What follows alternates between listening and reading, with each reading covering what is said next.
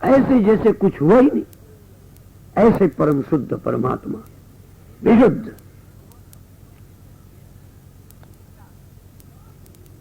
इस चैतन्य तत्व का जो विशुद्ध है, किसी प्रवचन में मैंने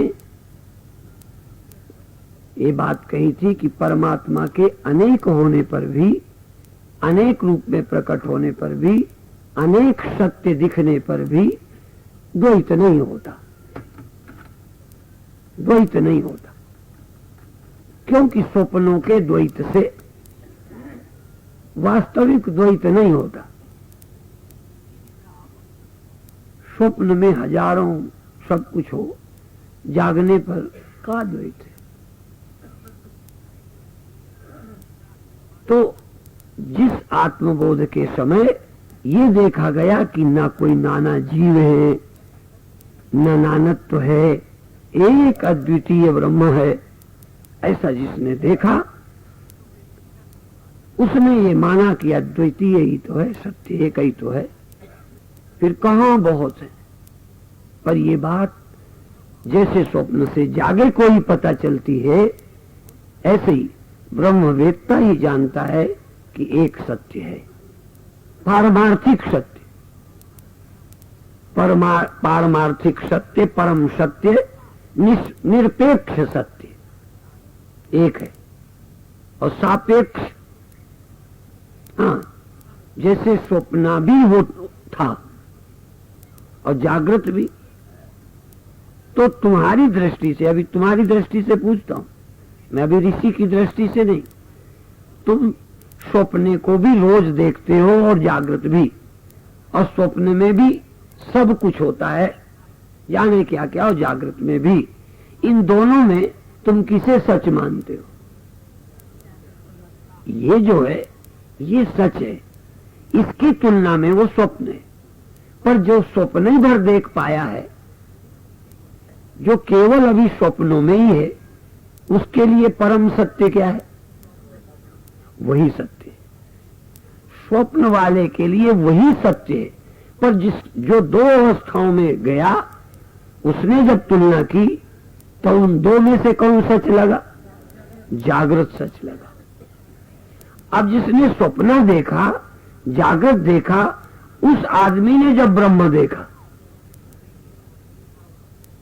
तब उसे लगा कि ये तो जगत भी स्वप्न ही है, ये तो जगत भी कुछ नहीं है, वो तो ब्रह्म अकेला ही है। इसलिए ब्रह्मवेत्ता ने जब देखा तो उसकी निगाह में यह व्यवहारिक जगत, स्वप्न प्रातिभाषिक जगत, ब्रह्मवेत्ता के लिए सब प्रातिभाषिक अर्थात प्रातीतिक लगा, यथार्थ तो एक ब्रह्म ही लगा। माने उस कसौटी से, जैसे जागृत की कसौटी से स्वप्न मिथ्या है, पर स्वप्न हुआ नहीं क्या? बोलो, कह सकते हो कि हुआ ही नहीं? जब हुआ तो एकदम झूठ कैसे कह सकते हो? तुम्हें क्रोध हुआ और थोड़ी देर बाद कहो हमें हुआ ही नहीं, तो कहे यार बड़े बेईमान हो। अभी आंखें लाल लाल किए थे, छाती जल रही थी, होठ फड़क रहे थे, और इतनी जल्दी मुंह कर गए। तो न रहने से मतलब नहीं है कि स्वप्न नहीं रहा इसलिए मिथ्या है। जागृत की दुनिया की तुलना में जब हमने उसे टटोला तो हमारी अकल ने कहा कि वो प्रतीत होता था, प्रतीत हुआ है, दिखा है, पर मेरी इस बुद्धि से कस के देखा तो झूठा लगता है, स्वप्न लगता है, व्यवहारिक नहीं है, प्रातीतिक है। और ये व्यवहारिक है, ये व्यवहारिक है जगत, ये सच्चा है जगत। पर ये भी जैसे स्वप्ना भी सच्चा पर इसकी तुलना में मिथ्या है, ऐसे ही जगत भी सत्य है। ये जो जगना, सोना, खाना, पीना, जन्मना, मरना, ये भी सत्य है, ये भी होता है, ये भी दिखता है। ऐसा नहीं कि होता नहीं, पर जब मैं ब्रह्म को देखता हूं तो लगता है ये तो है ही कुछ नहीं। गहना बनता है, पहना जाता है, पर जब मैं सोने को टटोलता हूं तो जैसा सोना सदा रहता है, सोने की अपनी सत्ता है, ऐसे ही सोने ही की तरह गहना भी सदा रहने वाली चीज है। बोलो,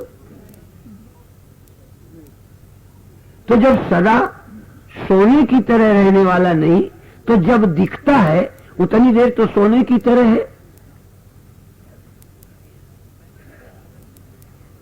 जितना सच्चा सोना उतनी देर को उतना ही सच्चा गहना। दो सत्य हैं। बोलो, दोनों सत्य है कि एक ही सत्य है? जिसने सोने को देखा उसके लिए उस समय भी सोना ही है, सोने की तरह कोई और, सोने की तरह कोई और नहीं है। ऐसे ही आत्मा के बोध के समय मैंने देखा जीव, प्रतीति, सब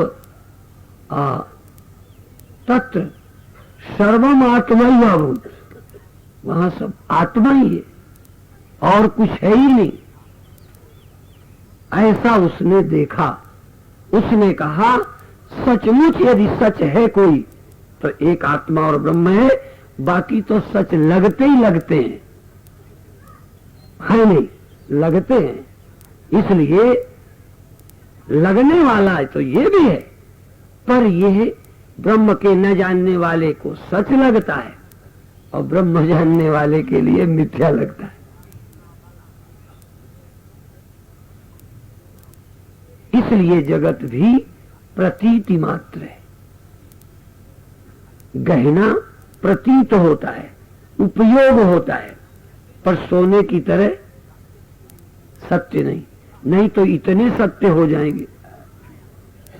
कोई भी गहना सोने की उम्र का, सोने की तरह अनादि और अनंत काल तक नहीं है।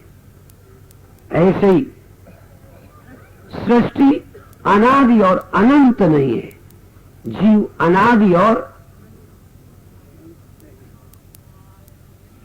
फिर क्या है? अनादि और शांत।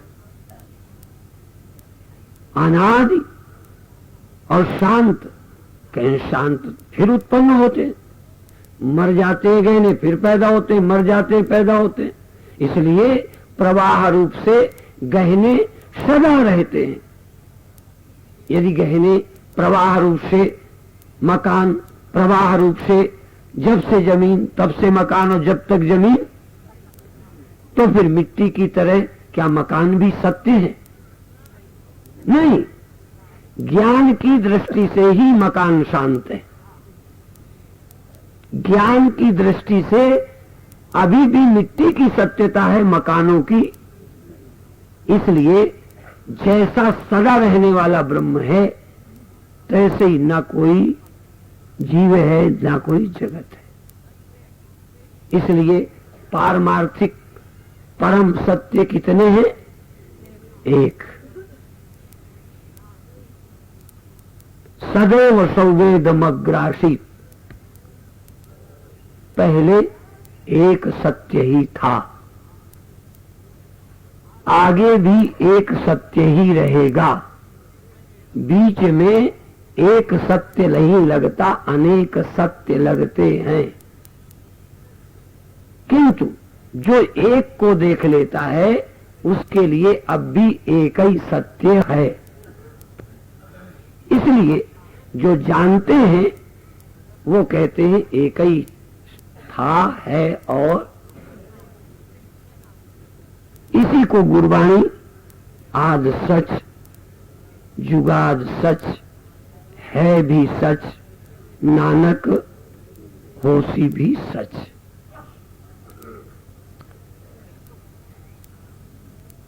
आप प्रतीति से इनकार मत करो। ये मत कहा करो कि प्रतीत हमें नहीं होता, गड़बड़ करते हो।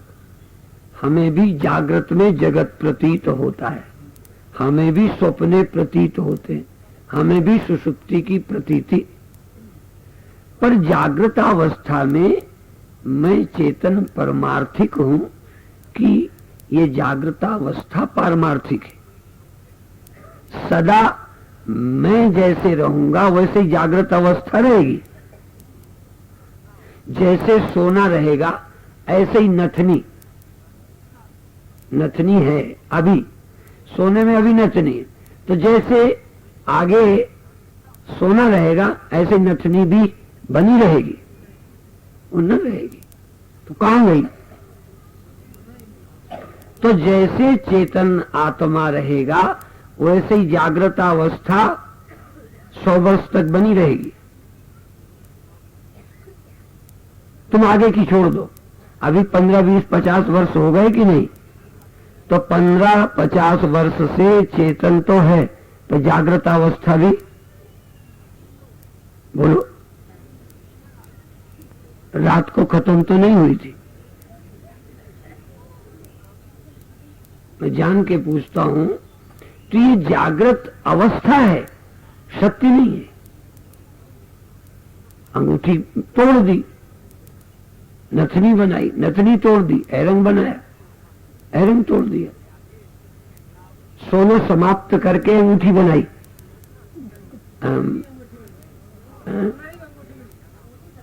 अंगूठी समाप्त करके नथनी बनाई, नथनी समाप्त करके एरंग बनाया। जो सोना समाप्त करके बनाता हो हाथ उठावे। तो हमने जागृतावस्था मिटा दी, साक्षी ने सपने खड़े किए, साक्षी के सपने टूट गए, जागृत खड़ा हुआ, जागृत स्वप्न मिटा के सुषुप्ति कर दी, सुषुप्ति खत्म कर जागृत खड़ा किया। किसके रहते? साक्षी को मिटा के, आत्मा को नष्ट करके जागृत खड़ा किया।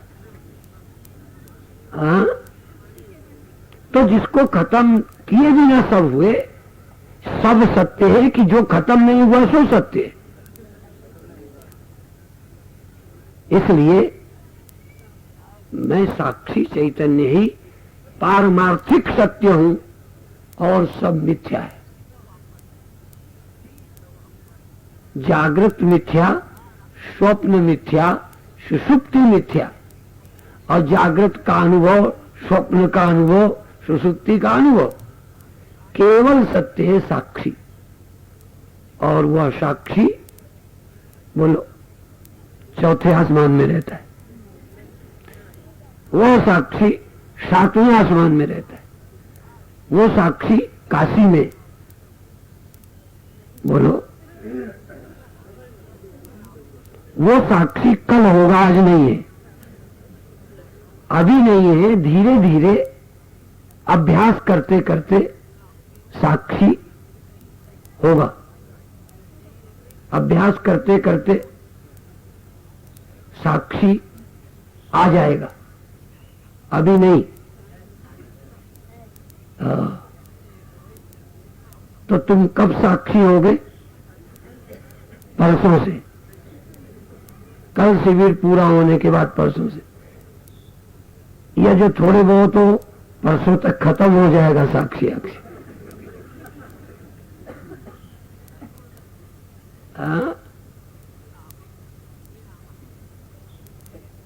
तुम अभी भी जागृत नहीं हो, साक्षी हो। इस समय जागृत और साक्षी दोनों हैं।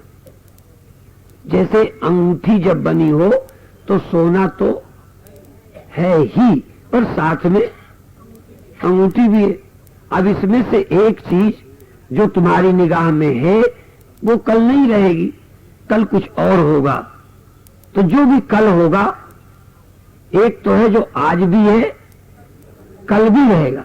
एक है जो आज तो है, कल नहीं रहेगा, कल कुछ और होगा। तो जो कल होगा वो सत्य होगा, जो कल होगा वो भी परसों न रहेगा, जो परसों होगा वो, जो होगा वो नहीं रहेगा। जो है वही था और वही आगे भी। तो इसमें जागना सदा रहेगा या साक्षी? स्वप्न सदा रहेंगे या साक्षी? सुषुप्ति सदा बनी रहेगी कि साक्षी? तुम जगने और साक्षी इस समय पर दो में से तुम क्या हो? जगनापन तुम हो या साक्षीपन? और जगनापन न रहे तो फिर तुम ये तो न कहोगे हम न रहेंगे, और स्वप्न न रहे तो नहीं कहोगे हम न रहेंगे, सुषुप्ति न रहे तो। और जगने के रहने से जो दिखता है जगत, तो जब जगना न रहेगा तो जगत नहीं दिखेगा, तो जगत न दिखे तो साक्षी मर तो नहीं जाएगा। जगना न रहे, जगने में मिलने वाला जगत न रहे तो साक्षी बेचारा अकेले घबरा जाएगा, मर जाएगा, बूढ़ा हो जाएगा। बोलो ना।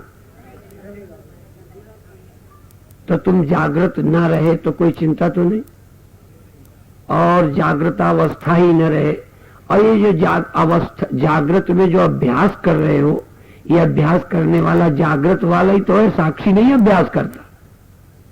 तो ये अभ्यास करने वाला न रहे तो साक्षी को कोई नुकसान है? तो ये जागृतावस्था का आभास रहे न रहे तब भी तुम्हारे साक्षी रहने में, चैतन्य रहने में, चेतन होने में स्मरण न करना पड़ेगा, क्योंकि आभास न रहा, कौन किसको लेना देना? तुम अकेले हो, याद कौन करे? इसलिए साक्षी नहीं तो साक्षी काहे के? परंतु चेतन तो होगा, सत्य तो होगा कि होगा ही नहीं? तो भाई अंतःकरण के अभाव में, जागृतावस्था के अभाव में, स्मरण विस्मरण की कल्पना न रहने पर भी मैं चैतन्य सदा ही एक रस रहता हूं। अब तुम कोशिश करोगे रहने की अब करोगे कोशिश, नहीं करोगे, बचने की कोशिश तो नहीं करोगे। वैसे मरते हो तो फिर बचने का इरादा क्यों करते हो? जब मरते ही नहीं तो बचने का इरादा, मर जाने का डर तुम्हें क्यों? या तो कहो कि ये जागृतावस्था वाला मुझे न जान के अपने को मैं मान के कहता मैं मर जाऊंगा। तुमको भूलकर, तुमको बुलाकर जागृतावस्था डर से भरी है। जागृतावस्था मेरे को न जान के डर रही है, भयभीत है, आतंकित है। किसको भूल के? मुझ साक्षी आत्मा को भूल। यदि ये जागृतावस्था वाला भय मुक्त होना चाहे तो किसकी शरण आवे? मुझ साक्षी चेतन आत्मा की। इसलिए वह जघन्य है जो इस साक्षी आत्मा को स्मरण नहीं करता। वह आदमी मार दिया जाने लायक है। ये तो व्यास कहते हैं और लोग कहते हैं। मैं तो कहता हूं कि जो इस साक्षी आत्मा हरि के स्मरण से रहित है वो मारा जाने लायक नहीं, मरेगा ही।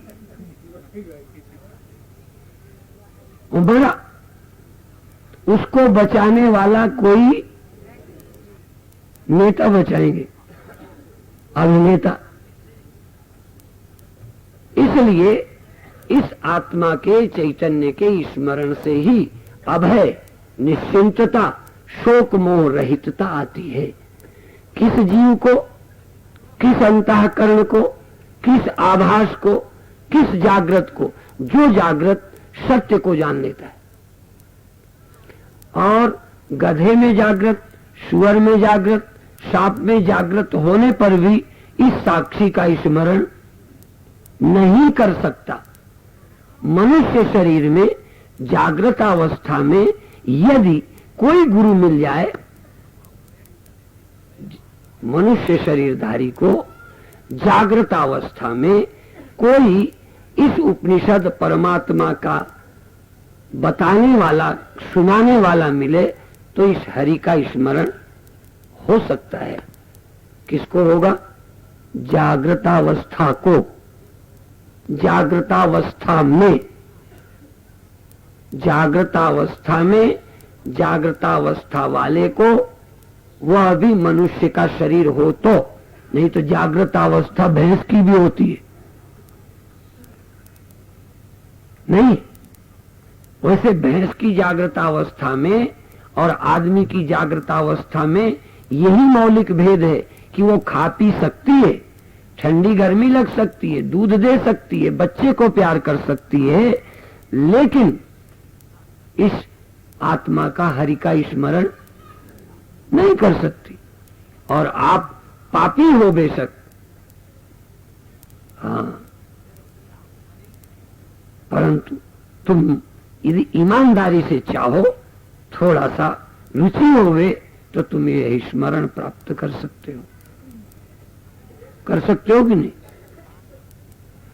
और जिसका स्मरण करना है, ये जागने वाले से, जागृतावस्था से कितनी दूर है। जिस सोने को अंगूठी के जानने की ड्यूटी है, वो अंगूठी से सोना कितने इंच, बोलो, कहां रहता है? अच्छा, उसी में रहता है। और वो खुद कहां रहती है? उसी में रहती है। यदि दोनों को अलग अलग तुम करना चाहो तो कई दिन में कर दोगे, बोलो? तो जागृतावस्था को साक्षी से जागृतावस्था को अलग न रहे, खो जाए, प्रतीत न हो, ये हो सकता है। पर अलग कि वहां हमने जागृत रख दिया साक्षी से, वहां हमने सपने रख दिए अलग, और बहुत दिन से साक्षी बेचारा जागृत को छोड़ के, जैसे किसी उपाधि का सोना त्याग नहीं कर सकता, उसी में लय प्रकट होती रहती हैं, ऐसे ही मुझे साक्षी में ही ये अवस्थाएं प्रकट होती हैं, तिरोहित होती हैं, पर मुझ साक्षी से अवस्था और अवस्था से साक्षी दूर कोई कर, तो तुम यदि अवस्था हो तो साक्षी में हो, और यदि अवस्था नहीं हो तो साक्षी हो। जो तुम्हें समझ आवे। तुम यदि ये चाहो कि हम अवस्था हैं, तो तुम अवस्था हो, हमें कोई आपत्ति नहीं। यदि तुम जागृत अवस्था हो तो अभी तो तुम हो, फिर स्वप्न में तुम नहीं होगे, क्योंकि जागृत अवस्था तो अब है। तब कौन होगी? स्वप्न होगी और साक्षी होगा, तुम नहीं होगे। नहीं समझ में आया? यदि कोई गहना कहे कि मैं नथनी हूं, तो ठीक है, अभी सोना है और नथनी है। अब नथनी न रही, अब है अंगूठी और सोना। तो अब हम, यदि कोई कहे यदि तुम जागृत हो, साक्षी नहीं हो, तो जब अब जागृत है, स्वप्न के समय जागृत नहीं है, तो स्वप्न है और साक्षी है, तो उस समय तुम हो कि नहीं? नहीं हो तो कोई बात नहीं। और यदि हो तो फिर तुम जागृत नहीं हो, तुम साक्षी हो। तभी उस समय स्वप्न थे, तब भी तुम थे। नहीं समझ में आई बात? यदि मैं और जागृत इस समय दो हैं, यदि मैं जागृत हूं, साक्षी नहीं हूं, तो जागृत अवस्था तो खत्म हो जाएगी, फिर होगी स्वप्न अवस्था। तो उस समय साक्षी होगा और स्वप्न होगा, मैं नहीं हूंगा। और उस समय यदि तुम स्वप्न थे, साक्षी नहीं थे, तो अब जगने पर स्वप्न नहीं रहा, तुम भी नहीं रहे, अब साक्षी और जागृत है, तुम तो नहीं हो। फिर तुम क्या हो? तो ये कहो कि मैं जागृत अवस्था नहीं, स्वप्न अवस्था नहीं, सुसुप्तावस्था नहीं, मैं इनका साक्षी हूं, इसलिए मैं सदा रहता हूं, ये सदा। तो खतरा इनको है कि मुझको? जिस दिन तुम ये जान जाओगे कि मुझे कोई खतरा नहीं है, तो मुक्त हो गए, कृतकृत्य हो गए। यही तो समझना है। तो तुम जब ध्यान में बैठो तो जागृत अवस्था को टिकाओगे का? तुम कहो जो टिकता नहीं वह कल्पित है, जो टिका है वह सत्य है और मैं सदा ही रहने वाला सत्य हूं। इसलिए मुझे क्या चिंता कि ये रहे न रहे, मैं सदा रहने वाला। और जो मैं सदा रहने वाला हूं, मैं ही जागृतावस्था में साक्षी रहता हुआ आभाषित होता हूं, मैं ही स्वप्न में साक्षी रहता आभाषित होता हूं, और मैं ही सुषुप्ति में सोया लगता हूं मैं ही। इसलिए सब कुछ होता रहे, सूत्रे मणिगणायु, सब अवस्थाओं में ओतप्रोत अनिश्चित अवस्थाओं का व्यतिरेक है, मैं अनिश्चित हूं। ये सब कभी रहते कभी नहीं रहते, मैं सदा रहता हूं। इसलिए देह में अहम भाव छोड़कर, फिर जीव आभास में अहम भाव छोड़कर, फिर साक्षी में अहम भाव कर, फिर सब में अहम भाव कर ले। मैं साक्षी हूं, मैं ही अवस्थाएं हूं और मैं ही सब कुछ हूं, मेरे सिवा कोई और। जैसे भगवान कृष्ण ने कहा, मत्ता परतरम नान्यत किंचित अस्ति धनंजय, मुझसे परतर कुछ नहीं। और अंत में कहा कि एकांशे निश्चित हो जगत, और अंत में कहा अर्जुन, और ये जो कुछ है मैं ही हूं, मेरे अलावा कोई है ही नहीं। ऐसे चिंतन को प्राप्त हो।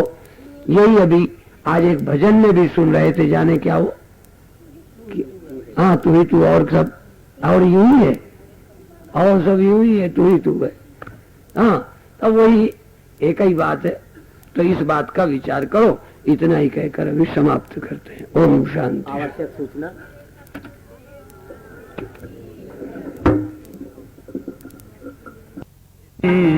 रास्ता तो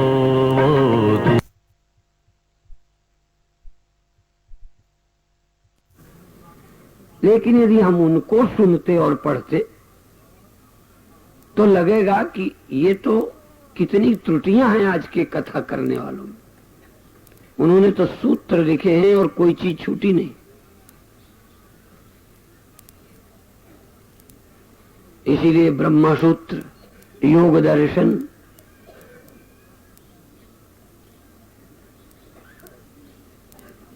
कैसे छोटे से वाक्य में इतना स्पष्ट किया है कि जिसको हम जिंदगी भर में क्लियर करते हैं, जिंदगी भर,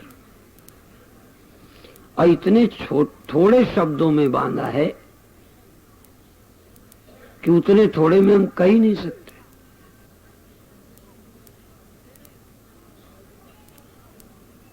यतो वा इमानि भूतानि जायन्ते न जातानि यत् प्रयन्त्यभिशं विशन्ति।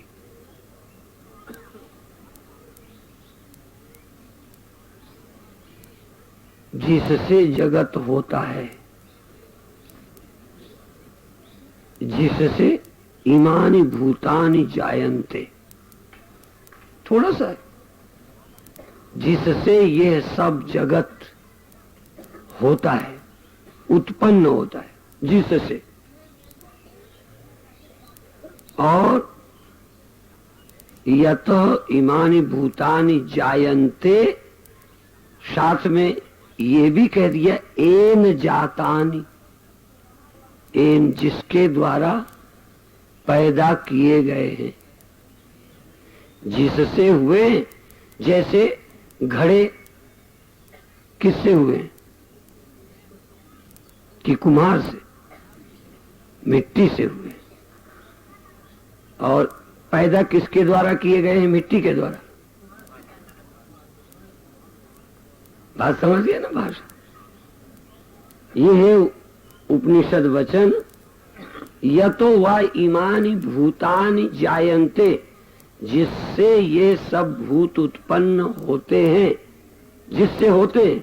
और एन जातानि, जिसके द्वारा उत्पन्न किए गए हैं।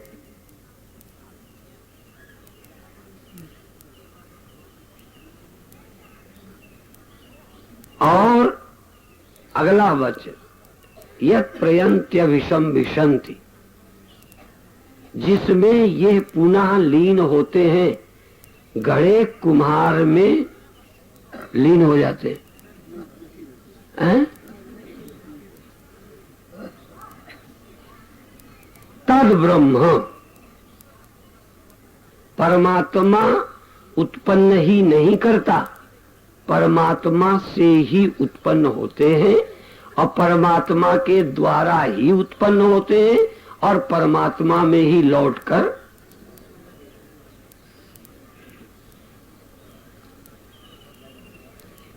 यदि वेदांतियों के लिए सबसे अच्छा कोई मंत्र है, परमात्मा इस सृष्टि का अभिन्न निमित्तोपादान कारण है, यदि कोई पुष्टि करने का मंत्र है तो ये परमात्मा ने सिर्फ उत्पन्न नहीं किया, ब्रह्म कौन है? जिससे जगत हुआ है, जिसने जगत किया है और जिसमें जगत वापस होता है। हम यही तो कहते हैं, कोई भी दुनिया में परमात्मा के सिवा ऐसा पिता रचयिता नहीं है जो ये दोनों काम एक साथ करता हो। जो पैदा करता है वो लीन नहीं कर पाता, जो पैदा करता है वो अपने से नहीं करता, किसी सामग्री से करता है।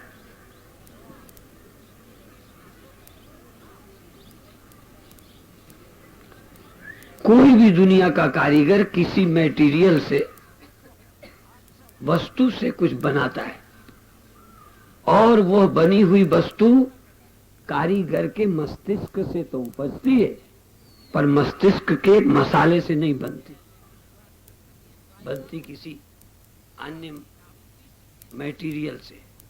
और बनी हुई वस्तु कारीगर की खोपड़ी में नहीं रहती, वह उस वस्तु में निर्मित होकर रहती है। घड़ा बनने के बाद रहता किसमें है? कुम्हार में।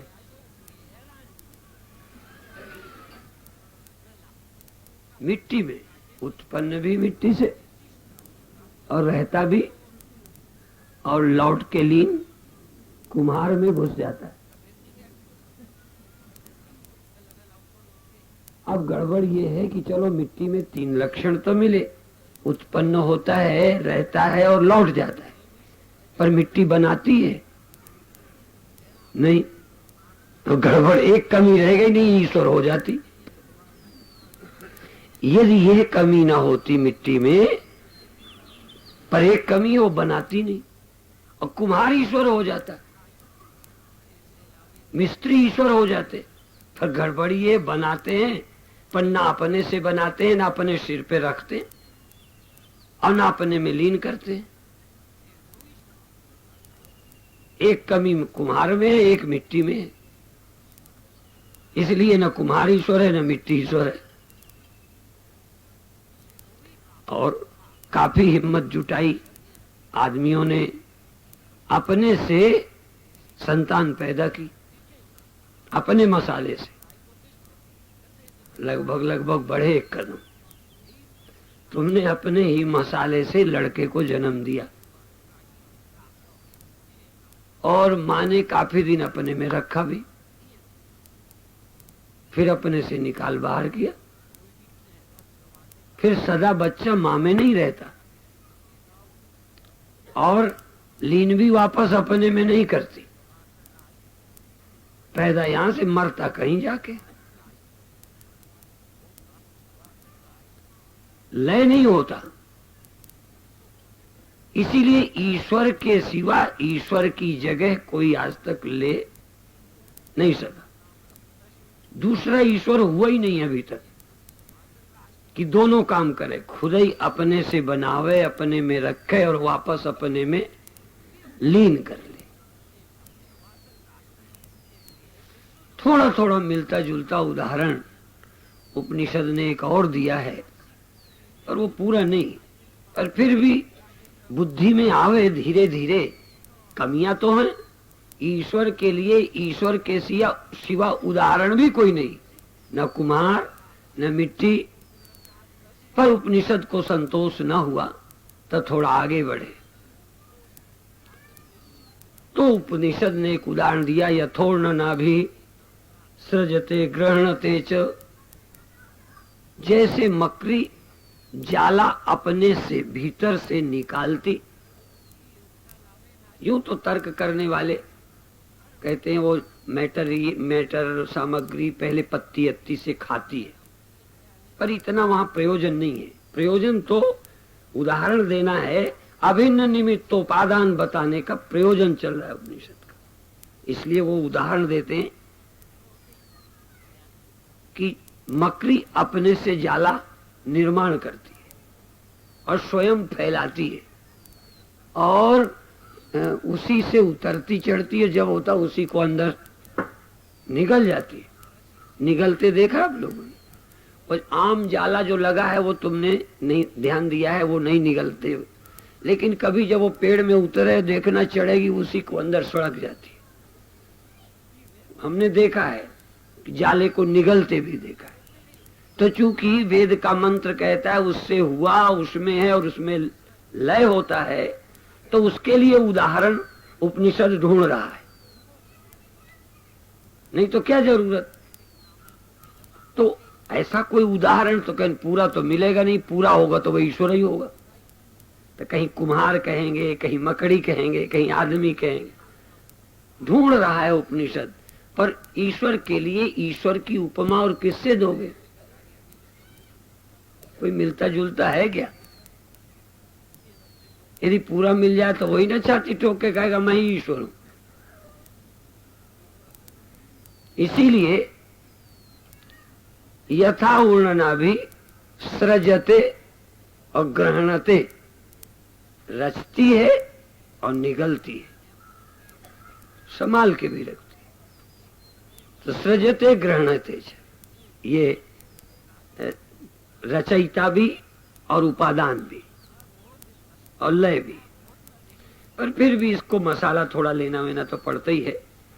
पर यहां उपनिषद की नजर ये बताने की है कि ये थोड़ा मिलती जुलती है। तो फिर भगवान मकड़ी की तरह, तो फिर अगला उदाहरण देते, यथोर्णनाभि सृजते गृणते च यथा पृथिव्याम औषधया संभवन्ति। जैसे पृथ्वी से पौधा घास उगते हैं और रहते हैं, बढ़ते हैं और अंत में सड़गल करके पुराने होके उसी में समा जाते हैं। दूसरे दो हो गए, मकड़ी और जमीन। जमीन की तरह उसी से होता है, तो भी होता है तो करती तो है नहीं, फिर गड़बड़ हो गई। अपने आप होता है ऑटोमेटिक, उसमें काप जमीन का है, उसने क्या किया? मकड़ी ने किया, जमीन कुछ करती नहीं, पर हुआ। यथा पृथिव्याम औषधयः संभवन्ति। पृथ्वी जड़ है, तो अब मकड़ी और जमीन दोनों का मिला जुला रूप तीसरा शुरू किया। मकड़ी, पृथ्वी, वनस्पति की तरह। अब तीसरा उदाहरण, यथा शतः पुरुषात् केशलोमानि। जैसे आदमी के रोमे, मूछे, बाल, क्यों आपके मूछे बाहर से निकली है, भीतर ही से तुम्हारे से निकल आई। शत पुरुष से, एक विद्यमान आदमी से बाल निकले, मूछें निकली, और फिर वो पुराने भी हो गए, चंदुआ भी। देखो हमारे पीछे बैठे अमृतसर की तरफ, साफ बाल। भगवान ऐसे ही संसार करते, बाद में बिना संसार के भगवान चंदुआ हो जाता।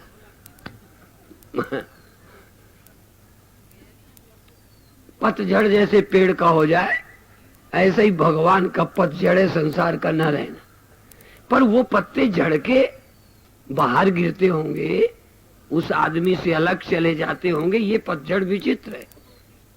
बाल भीतर घुस जाते हैं, उसके झड़ के बाहर गिरते हैं। हमारे पुरुषों के बाल उगते हैं, फिर अंदर लौट जाते हैं। समाते नहीं। पर परमात्मा का संसार जब भगवान की चिकनी खोपड़ी हो जाती है, बिना रोमों की, बिना बालों की, वो क्या बोलते हैं, गंजा। भगवान जब गंजे होते हैं माने बिना दुनिया के, खाली चिकनी चिपड़ी चैतन्य वास सब गया, तो वो संसार कहीं अलग रख देते हैं, ये झड़ जाते हैं। या तुम जैसे वो लगा लेते हो ना, वो एक बाल सफा होती है ना, बाल सफा साबुन, तो तुम्हारा कूड़ा कचरा अलग जाता है। पर भगवान का ये जगत कूड़ा कचरा बाल बूल ये पता नहीं कहाँ चले जाते, न बाहर मिले और न भीतर कहीं। विचित्र भगवान है। यथा सतः पुरुषात् केशलोमानि तथा क्षरात् संभवती है विश्वम। तथा अक्षरात् संभवती है, संभवती ही विश्वम। ऐसे ही परमात्मा से ये संसार हुआ है। 3 उदाहरण देकर ऐसे जगत हुआ है। क्या मजेदार उदाहरण। तभी तो कहता हूं कि सूत्रों में कह दिया। अब इस बात को मैं बरसों समझाऊंगा तुम्हारे मस्तिष्क में बिठाने के लिए, उदाहरण दूंगा, युक्तियां दूंगा, तर्क दूंगा, सरल करूंगा। वेद ने कह दिया और ऋषियों ने इतना थोड़े में क्यों कहा? इसलिए कि वो नहीं जानते थे, कल्पना भी नहीं कर सकते थे कि इतने में लोग समझेंगे नहीं। तब तो वो समझते थे कि इतने में समझ जाएंगे। आप जानते हो, जब हमारा यज्ञोपवीत हुआ तो एक शर्त होती है ब्राह्मण बालक की कि 3 बार कहने से गायत्री मंत्र यदि बोल ना पावे तो समझो ब्राह्मण ही नहीं। ब्राह्मण पुत्र और 3 बार बोलो। और आज महाराज जिंदगी भर बोलो, वो पंडित जी से गायत्री मंत्र नहीं निकलता, उच्चारण नहीं बनता, बोल नहीं पाते, जबान नहीं लौटती। और पहले छोटे बालक को ये मंत्र दिया जाता और उसे 3 बार में बोल लेता, 3 टुकड़ों में बोलते।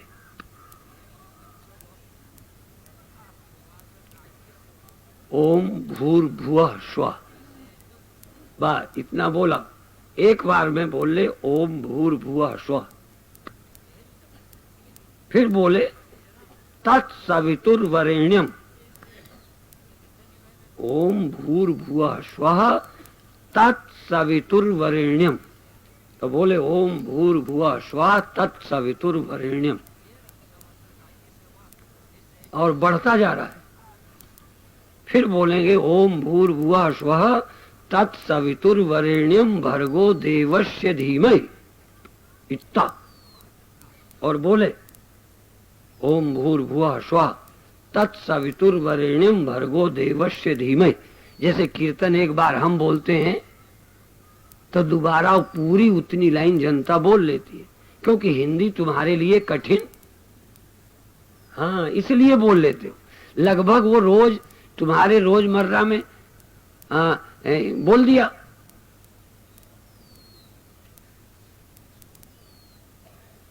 देख लिया दुनिया का झूठा नजारा, नाम किसी के, ले पहले ही बोल दिया। माने इसके तुम विद्वान ब्राह्मण हो, इसके लिए तुम्हारे को कोई दिक्कत। जैसे इतना आसान हिंदी के गीत बोलते हो, उस समय के लोग वेद मंत्रों को सुनते थे और 2 बार 3 बार में बोल लेते थे।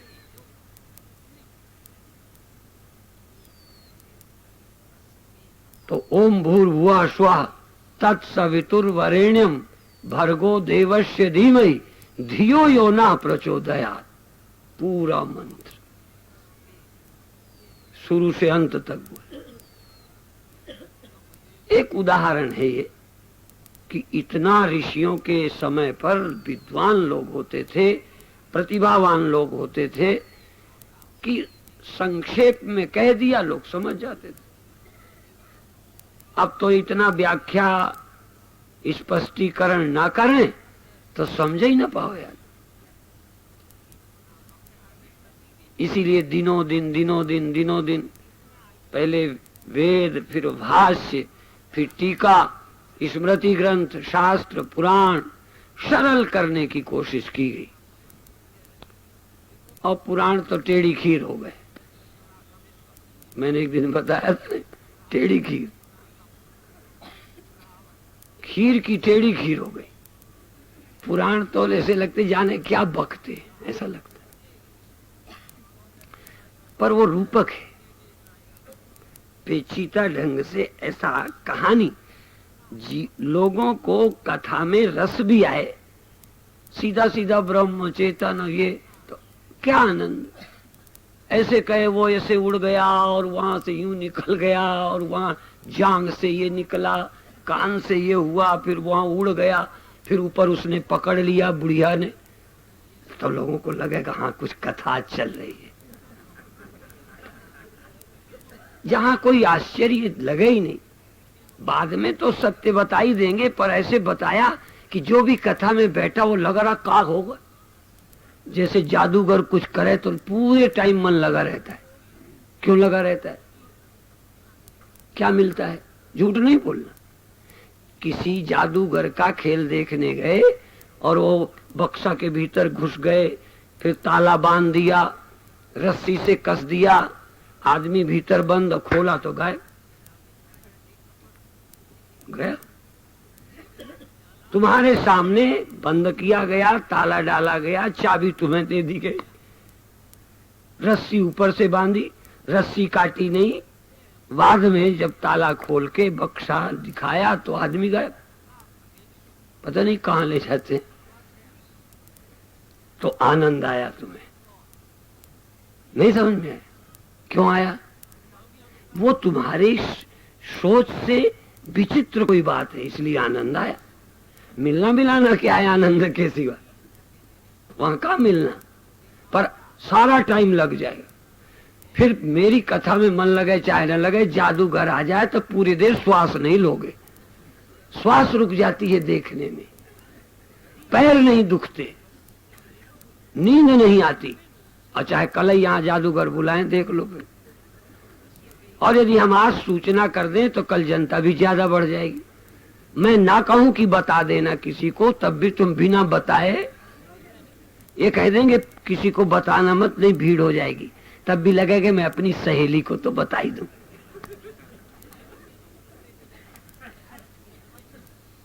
छिपाने पर भी छिपेगा नहीं। तो ऋषियों ने देखा कि ये मनुष्य आश्चर्य का प्रेमी है, इसीलिए वो दौड़े दौड़े चले गए और फिर ये हो गया, फिर वहां उड़ गए और वहां उसके कान से ये हो गया, उसके पैर से ये निकल पड़ा। शिव पुराण देखो, कथा ही सुनते बनती है। क्या विचित्र गप है। तो आप कहोगे कि ये सारे लोगों ने इसी पे दिमाग लगाया, गप लिखते रहे? नहीं, वो कथा को रुचिकर बना दे कि तुम्हारा मन लगा रहे, नींद ना होए, रस बना रहे, आकर्षण बना रहे। और उन्हीं कहानियों के द्वारा उस शिव तत्व का विवेचन करेंगे जो निर्विकार है, सृष्टि का आश्रय है, परम तत्व है। ऐसा कहानियां कह के मन लगा लगा के बीच बीच उस परम सत्य का प्रतिपादन। ये मनोविज्ञान, ऋषियों का मनोविज्ञान उतना ऊंचा था जितना आजकल के हम लोगों का नहीं है। क्या मजाल है कि कोई कथा ना सुने। अभी भी महाराज पंडित जी कथा लेके बैठते हैं भागवत की, पूरा टाइम औरतें सुनती हैं। हमारे प्रवचन से उकता जाएंगी, भागवत से नहीं उकताता। और 100 बार सुनिए फिर भी आकर्षण। वो भगवान चढ़ गए और सब साड़ियां उतार ले गए, अब गोपियां बिचारी नंगी, अब कुछ न कुछ कहने से कथा में नयापन कहां से लाऊं? अब ब्रह्म रोज वही, रोज वही, रोज वही, वही साक्षी, वही चेतन, वही अविकारी। वो तो तुम्हारी छाती बहुत मजबूत है जो रोज सुन लेते हो।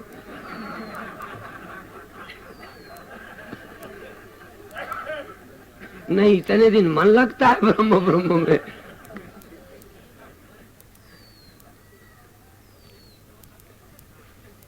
इसीलिए ऋषियों ने मनुष्य की दुर्बलता को देखा और पहले उपनिषद, फिर शास्त्र, फिर पुराण, फिर रामायण गा गा के बोलो। भैंसों का चरवाहा भी चौपाई गा रहा है। हाँ, ये गोस्वामी जी ऐसी न बनाते तो कौन लोग, चरवाहों को कोई वेद आना नहीं था, कौन पूछता, भगवान की चर्चा कौन सुनता। इस कलयुग में संसारी प्राणियों को भगवान की भक्ति के रस की ओर कौन मोड़ता, जो यह रामायण तुलसी न गाओ तो। इसलिए समय समय पर संत समाज की कमजोरी को देखते हुए सरल करते आए, आकर्षक बनाते आए। उनकी मनोभावना को जो नहीं देखते खंडन करते। तो जो मैंने बताया वो इसलिए कि मनुष्य सूत्र रूप में अब नहीं समझ पाता। यह आत्म सत्य वस्तु जिसके ज्ञान के लिए आपका जन्म हुआ है, जिस ज्ञान विज्ञान से मनुष्य कृतकृत्य हो जाता है, संतुष्ट हो जाता है, जिसके स्मरण के बिना मनुष्य का जीवन व्यर्थ है। यही बात एक श्लोक के माध्यम से प्रारंभ वंदना के रूप में की गई थी, जो मुझे भी लगा कि थोड़ी याद कर लूं। तो आप भी इस सत्य परमात्मा का स्मरण करें जो आपके हृदय में विराजमान है, जिससे तुम होते हो, जिसमें तुम रहते हो, जिसमें तुम वापस होते हो। ये जो मैं ये जागृत अवस्था जिससे होती, जिसमें रहती और जिसमें खो जाती। जागृत अवस्था जब गई तो न बाहर मिलेगी न भीतर घुसी मिलेगी। वही चंद हुआ। जागृत अवस्था जिस साक्षी चेतन के आश्रित हुई रही, जब खो गई तो भीतर भी नहीं घुसी और बाहर भी नहीं गई। ये विचित्र बाल है कि बाहर भी नहीं मिले, भीतर भी नहीं गए। कहां चले गए पता ही। स्वप्न हुए, दिखे, गए, भीतर चले गए कि बाहर चले गए पता ही नहीं। नींद हुई, सचमुच हुई, ऐसे नहीं कि नहीं हुई, और जब गई तो बाहर है कि भीतर है कि कहां है। ये सारा जागृत स्वप्न सुषुप्ति विश्व तेजस प्राज्ञ जिस चैतन्य में उत्पन्न होते हैं, दिखते हैं, रहते